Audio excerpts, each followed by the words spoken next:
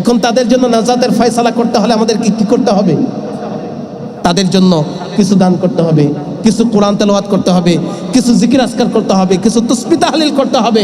তাদের জন্য কান্নাকাটি করে আল্লাহর কাছে রোনাজারি করতে হবে যে আল্লাহ, আমার মায়ের জন্য আমি দোয়া করছি, আমার বাবার জন্য আমি দোয়া করছি, আমার মায়ের জন্য আমি এই দান করলাম, আমার বাবার জন্য আমি এই দান করলাম, আমার মায়ের জন্য, আমার দাদা দাদি নানা নানির জন্য আমি কোরআন তেলাওয়াত করলাম, এই তাসবিহ খতম করলাম।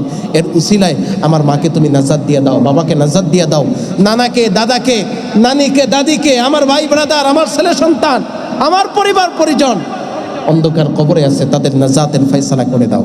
আল্লাহ পাক তো বলেন, ইয়া আইয়ুহাল্লাযীনা আমানুত্তাকুল্লাহ ওয়াবতাগু ইলাইহিল ওয়াসিলা। এই দুনিয়ার মানুষ, তারা শুধু উসিলা ধর, মাফ করার মালিক আল্লাহ।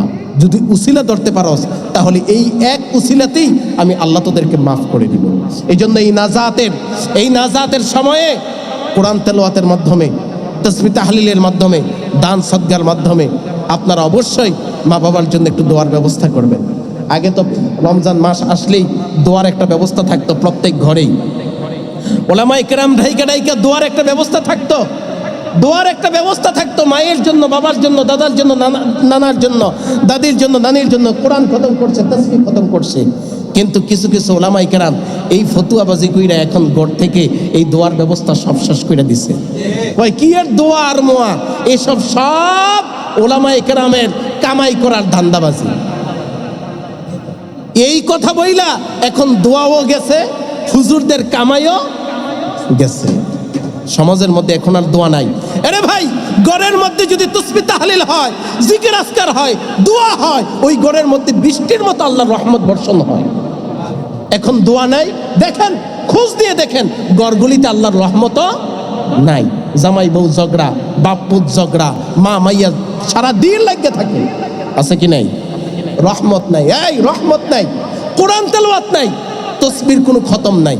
কিন্তু আগে প্রত্যেকটি ঘরে কোরআন তেলাওয়াতের খতম থাকতো, তাসবিহ খতম থাকতো।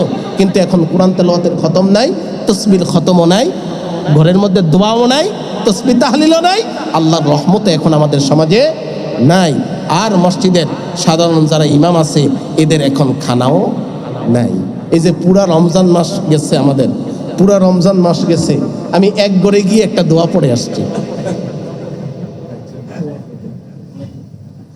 শুধু এরকম আমাদের এই মহল্লা না, সব জায়গায় এমন হয়ে গেছে। আর এগুলি এই কিছু কিছু ওলামায়ে কেরামের এই ফতুয়াবাজির কারণেই আমাদের সমাজের মধ্যে এই বিশৃঙ্খলা তৈরি হয়েছে।